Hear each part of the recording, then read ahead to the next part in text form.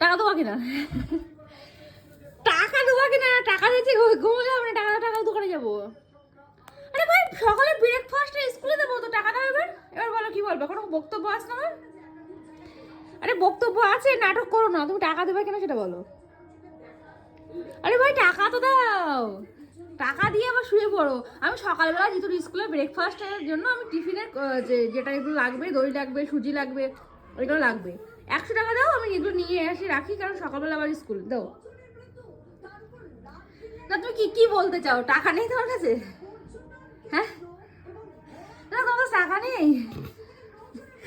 আমি বলো আসল ঘটনা বলো, ভিডিও বলে দেবো, শিখিয়ে দাও, টাকা দাও, টাকা দাও, টাকা দাও। না না তুমি টিভিতে সবসময় টিভি সবসময় দেখো, টিভি পরে দেখবা, দাও টাকা দাও। শরীরটা ভালো লাগছে না, কি শরীরটা ভালো লাগছে না, সাইডটা।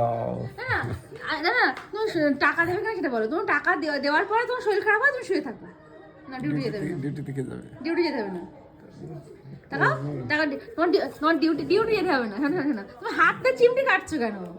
না না এই শোনো না সময় এর জন্য ভালো লাগে না, তা সন্ধ্যাবেলা বলে আমার চা খাতে বেরিয়ে যাবো বলে বেরিয়ে নিচে, ব্রিজের নিচে চা খেতে যাবা? হ্যাঁ আমার এরকম তাঙ্ক করলে বেরিয়ে নিচে চা খেতে যাবো।